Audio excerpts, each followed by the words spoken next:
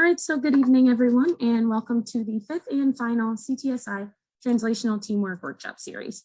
Once again, my name is Marshall Brooks, and I'm the Education Workforce Assistant for the CTSI Workforce Development Corps. Please pay attention to your inboxes within the upcoming weeks for notification regarding the certificates of completion. As the workshop draws to a close, we ask that you do not send the materials, that being the presenter's slides, and these recordings to those who did not register for the workshop. Tomorrow, I will be sending you an email asking you to complete the evaluations after this workshop. The evaluations are completely anonymous and are essential to further improving this workshop and for reporting to our funding sources. I'm also going to ask if you've attended any of the live workshops that you go back into your inboxes and complete those evaluations as well. As we begin the workshop, please pay attention to your emails. For activities regarding this workshop, I'm going to be sending you several files that you'll need to participate. Today, Dr. Balkundi will present the fifth and final workshop on leadership in multidisciplinary research teams. Dr. Balkundi is both chair and associate professor of the Organization and Human Resources Department for the School of Management. Dr. Balkundi is also the associate director for the CTSI Team Science Corps. Thank you for your participation in this workshop series, and Dr. Balkundi, you can begin when you're ready. All right, good evening. Thank you, Marcella. Thank you very much for that introduction. Hi, Katya, and everybody else. I really would appreciate it if you could put your cameras on. Maybe you want, because we are going to be working in our groups today. Just to give you a backdrop, what we are talking about today is really the underlying issue of why we start with teams, why we work in teams, and yet, even though we work in teams, there are certain problems with teams. And I'm pretty sure, you have witnessed some of those dynamics, which really led to really positive sides of teams. At the same time, you would have seen scenarios where teams just undermined, your individual performance. So what I'm sort of going to do a little bit of a question for you is, why do you think teams are used so frequently in translational science? And it's open for you. It's an open question, and you can actually put it in the chat function so that I can react to you in the chat function also. Either way is fine. Or you can unmute yourself. I'm okay with either. Why are teams such a common structure of organizing in translational sciences? To foster collaborative research, because that is the only way, in the age of multidisciplinary research. Collaborative research is the key. So teamwork is one of the. Okay, you're right. So there's a lot of collaboration. You want to bring diverse expertise in. You want to get multiple perspectives. And Brooke's point is that multiple people are smarter than just one. We hope that is the case, because when you actually look at the literature on team dynamics and team processes, it actually turns out that there's a concept called social loafing. And have you guys heard of this before? Yeah, Vasant, looks like you've heard of this. You just kind of, talk something else which is common between peoples and groups than what is intended to be. That's partly one of the major process losses that we talk about. And social loafing basically is a scenario where, let us say if you and me, Vasant, we each can lift, let's say 100 pounds, right? Individually, we are able to lift 100 pounds, but then we can say, okay, together we should be able to lift 200 pounds, right? But inevitably, what the experiments show is when you put two people together, forget lifting 200 pounds. Actually, when we're together, we won't even lift 100 pounds. So when we are put in groups, many times we experience this social loafing effect where people withhold their effort. And that actually leads to like a negative synergy, where we don't even put in our basic levels of effort. So those are some of the things that we do talk about in teams. Okay. What else? Any other reason why you would want to be in teams? Why do you think translational science really is open to teams as a basic structure?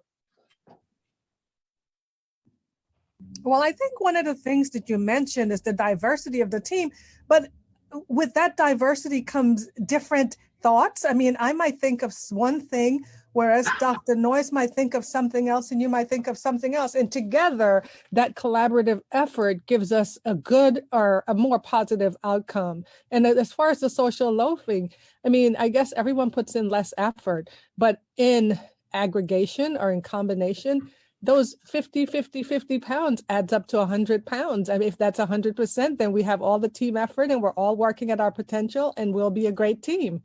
Right.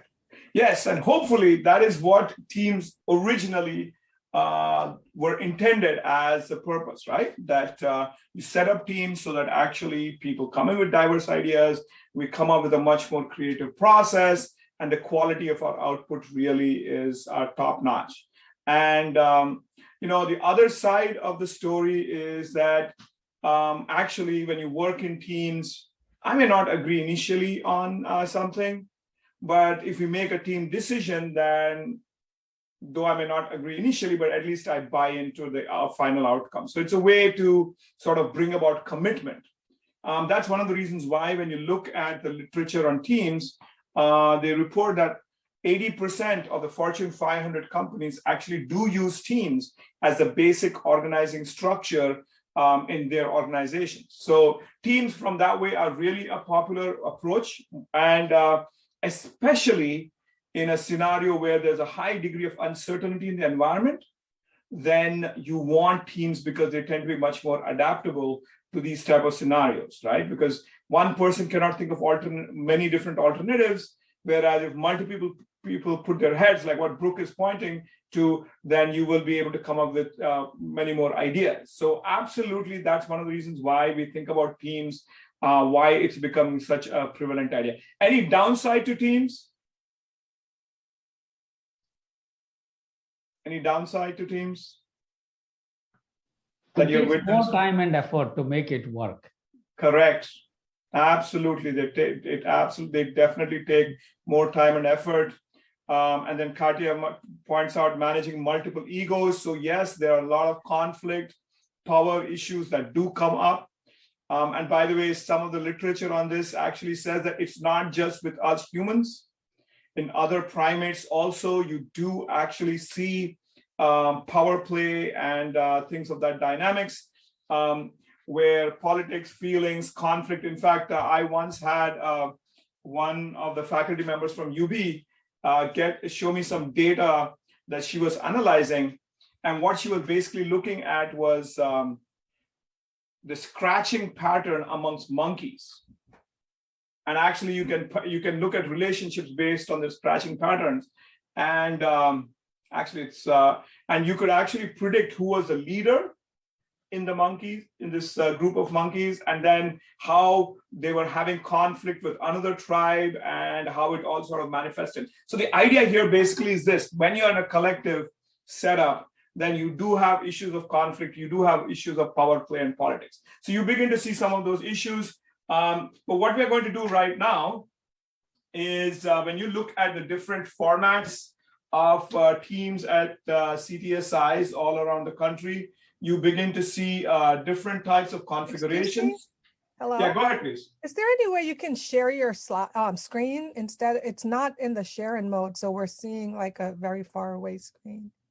You can put it, instead of a gallery, put it on the speaker, so you will only see Prasad and his slides behind him. Okay. It's a top right corner on the view. Does it work? Yeah. Yeah, thank you, Katya. All right, so at least this was how the UC Davis set up its CTSI unit, where they had these different teams working on different facets, but then think of a larger machine which is sort of dovetail, with all gears sort of dovetailing with each other. So the idea here is that you can have teams that specialize in domains and yet are integrated with other teams. So can you think of 3 reasons why teams fail? Just write it down and then you can put it in the chat function, or you can mention it. And Marcella, can you give me a thumbs up when you're ready, ma'am? Just scheduling conflicts, I get. Everyone doesn't have the same schedule. Okay, all right. Yes, the scheduling, poor conflict, absolutely. What else? members are not respected. Okay, Sue, can you elaborate, please? Yeah, I was just thinking to be part of a team, if certain members are not respected, then there wouldn't be good communication and failure of achieving the goals and that inclusive goals of that team. Absolutely. So what you're getting at is what the team researchers call a status. And many times what ends up happening is individuals of low status may actually have a valuable information, but the ones at the higher status will ignore them, right? So, which then may actually undermine the quality of the decision making. So you're absolutely right. Lack of unified vision. Yeah, Bob, you want to elaborate a little bit on that idea? Yeah, we had talked about it in some of the previous sessions, but unless everybody knows what the team is supposed to be working on, you can have outliers leading you astray, not working hard enough, just there to put in their time. There's all sorts of reasons. So there has to be a buy-in to what the team's goals are. Absolutely. I mean, if there's one management intervention we know that works, whether it's at the individual level, team level, or the firm level. I'm sorry, I do come from a business school, so I'll talk to you from a business perspective, but believe me, the concept translates into almost any organizational setup, and that is goal setting. Goal setting is known to motivate people, direct their energies, and allows them to accomplish targets. But there is one issue with goal setting that typically goal setting ignores, and that is the process by which they're accomplished. And so that's one of the reasons why you think of unethical issues that come up. But other than that one issue, but goal setting really does streamline and align everybody towards a common goal. So you're absolutely right, Bob. And then we move on to Victoria's point. Victoria, would you like to elaborate, please?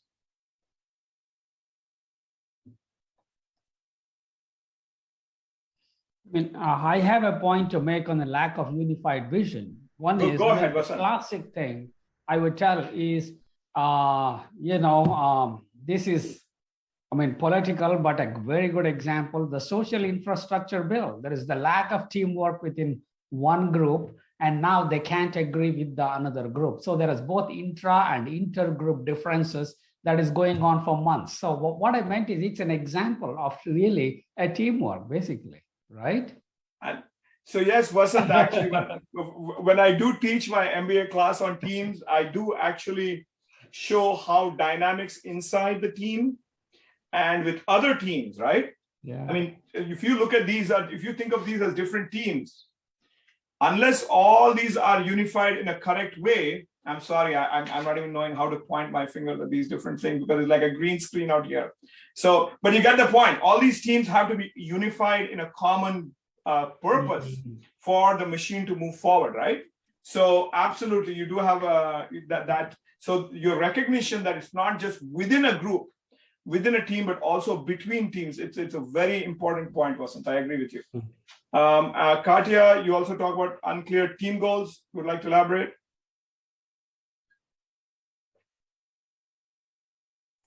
It was the same idea, exactly, that if different members of a team think they're working towards goals, but they're actually different goals, right? Then consciously or unconsciously, there would be conflict and inefficiencies. Absolutely, absolutely. All right. So what we're going to do now is we're going to look at a very a small exercise for you folks.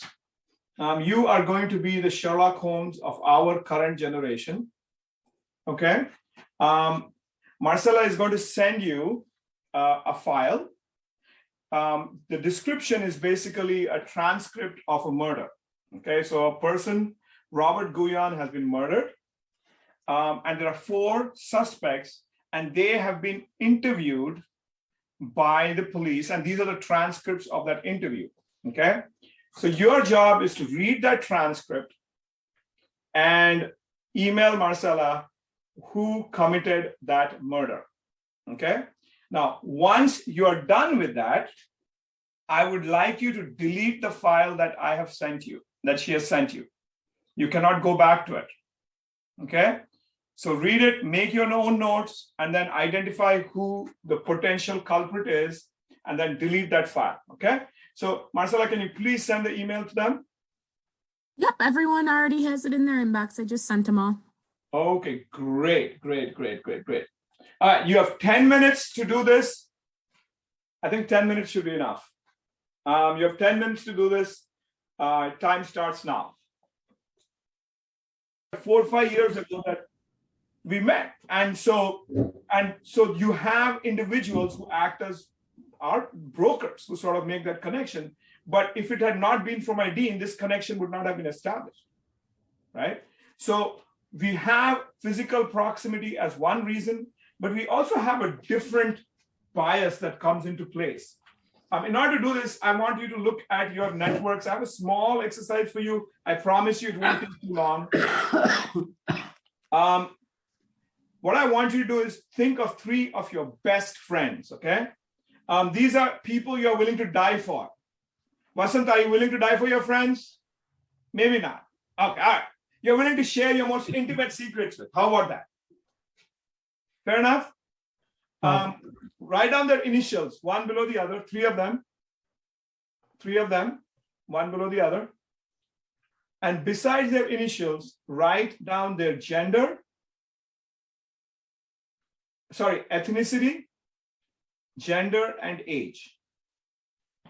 Write down their ethnicity, gender, and age. So 3 friends, besides them, ethnicity, gender, and age. 4th line, write your, I know you know your initials, so just write your ethnicity, gender, and age. And see whether, tell me, do you see a pattern? Yes, I saw. Yes, there is a pattern for me. Okay, all right. I mean, all of them are in between 50 and 56. All of them are males. And yeah. Okay, all right. Amy, what do you think? Are you seeing a similar pattern? Yeah? Yes. Mine are all female. We're all same ethnicity, and we're all within plus or minus 10 to 15 years of each other. Yeah. Okay, all right. So let me just, I thought, let me just show you how to quantify this. So this is me. All right, you can do it for yourself, where you can look at, if your first friend is of the same ethnicity as you, give them 1 point. If your first friend is of the same gender as you, give them 1 point. If your friend is your age plus or minus 5, give them 1 point. If they're not the same ethnicity, give them 0. If they're not the same gender, give them 0. If they're not in that confidence interval, give them 0. And do that for all 3 of them.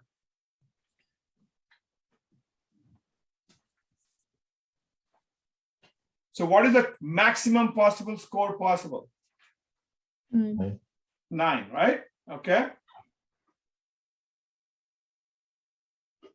I want you to sum it up and get your score. Okay, so how many of you had a score of 6 and above? Raise your hand. 6 and above. 6. Well, the 6 of us that are online, all of us raised our hands, right? So why do we do this? Why do we have friends who are similar to us? Comfort zone. Comfort zone, absolutely. And what else? I think generally people don't like cognitive dissonance. So when you kind of go around your similar people like that, it kind of reaffirms your own beliefs, and people tend to like that better. Right. So I was thinking maybe, it's just us in UB. So I thought, let me go get some more data about, let me get some archival data. So I went online and I saw that there was this very famous actor, that this is his celebrity network. Anybody wants to guess who this person is? He's in Hollywood, by the way, this individual. He's Caucasian male, 60 now. He just turned 60. Is that 60? Is this Kevin Bacon? Sorry? Is it Kevin Bacon? No, but you know, Amy, you are actually touching on the literature on social networks. That is, I wish, but it's not him. Anybody else? He has 3 friends. BP is a Caucasian, SAS is a Caucasian, and BO is African American.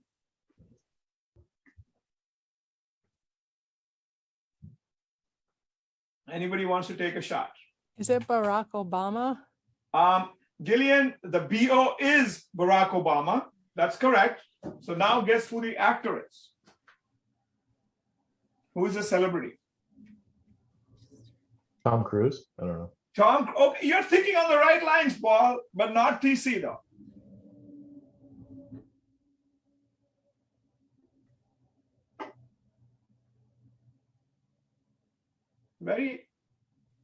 Yeah, he's always on the news.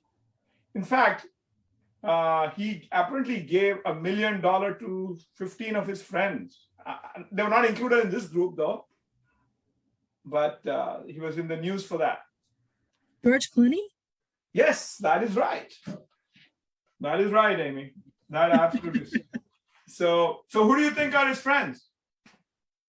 So we got Gillian identified Barack Obama, but who is George Clooney's Hollywood friends? Brad Pitt. Brad Pitt, absolutely. They got George, they got Brad. You also got Barack. Now you have to be an Ocean's 11 fan to know who is SAS. Who is SAS? He produced the Ocean 11 movies. All right, this is him. Both of us share the lack of hair as one commonality, but nothing beyond that. He is a millionaire. Woody Harrelson?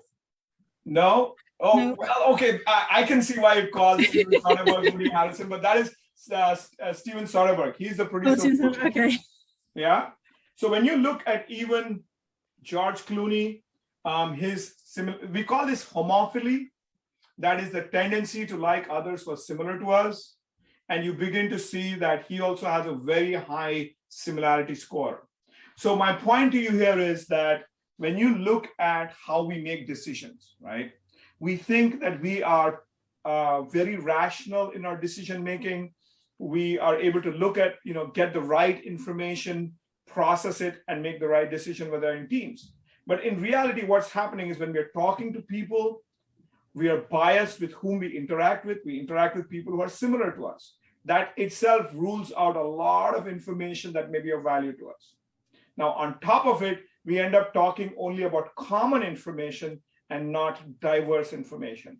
And so when I want you to think about why teams actually fail in organizations, it really is because of these and other major factors that basically narrow down the quality of information we end up getting. Okay. Yeah, I think I mentioned in my group that I started out with an implicit bias against handymen. Okay. And I mentioned it because I was being honest. So because of that implicit bias, I started to narrow my scope of the culprit towards the handyman. But as I read along, I started to think that it could have been the wife. But because of that implicit bias, which we all have, and it's horrible, and I did mention that, is that I just kept thinking, well, it has to be the handyman. It has to be the handyman. Wow. Actually, Marcel, can we take a look at the results, please? How everybody did? If you want, you can share your file. You can share your screen. Okay.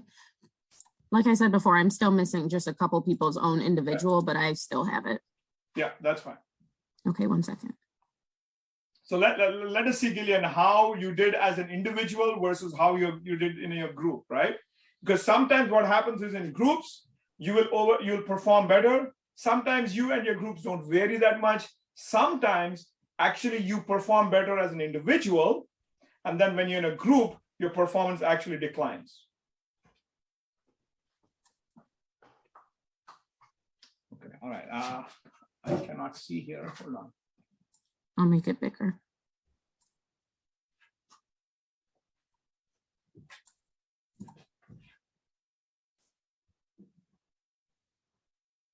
Okay.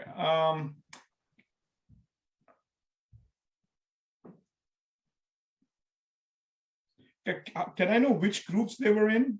Yep, this is it. So it says group 1, then it has the people listed next. Okay. All right, all right. So group 1, basically, they couldn't decide, but then Sharon and Bob said it was Eddie and Mickey, right? Mickey Malone. Whereas group 2, everybody said, Katya said Mickey, Paul said Mickey, and Kian said Eddie, and then Victoria, and then they basically said that Eddie was a murderer. So for a person like Katya and Paul, working in this group actually meant Eddie, which improved their group performance. For Kian Liu, actually working alone or working in a group did not make any difference. In fact, one would say that she was the one who convinced them. Is that a valid point? Mm. Yes, no? Katya, this was your group? I don't think so. I think Paul suggested we start working on elimination, and that's where we arrived independently. Okay. Okay. And we didn't have Victoria. Oh, okay. Okay. And then when you look at group 4, right? Wendy This was made said when because I had to move people around. Ah, okay. After people left the Zoom, came back to the Zoom. I had to move people around. That's why the list is different. Messy, yeah. So my point to you here is this. What I want you to take away is, here is a scenario where it was very clear who had what information and who didn't. And we are able to identify it and bring it in this debrief. But in reality, when you're working in groups, we don't even know what is the uncommon information, what is the unique information. Now, as Sue had pointed out, when you overlap this with issues of status, then you have a scenario where the powerful people talk more, where the people at the low end, low status, may actually have unique bits of information, which they can't share because the time and space is monopolized with the high status individuals. Now, let me also add another dimension to this, that what I didn't talk about was the role of personality, because there's a lot of research which shows that extroverts dominate the conversation, whereas the introverts may have unique bits of information that are of value. And again, you have the same problem. So what does this mean? How do you handle this? So when you are in a brainstorming activity, what is really recommended is you follow a round robin exercise, meaning each person puts forth their unique ideas and they should not be judged for it. Then you pool the ideas together and evaluate the ideas one by one. And the source of them do not matter as much as the value of that ideas. That way you're able to bring out the unique and information. The second way is to focus on norms that focus more on critically evaluating unique bits of information and not focusing on census. Okay? Consensus means you're going to basically ignore unique bits of information. All right? So those are some of the key takeaways I want you to have. So the next time you're working in your groups, brainstorming, you need to think about how you can implement these ideas. So with that, I'll let you folks go. If you have any questions, stay back. Otherwise, have a good evening and hope to see you sometime in person. Thank you very much. Thank you. Thank you.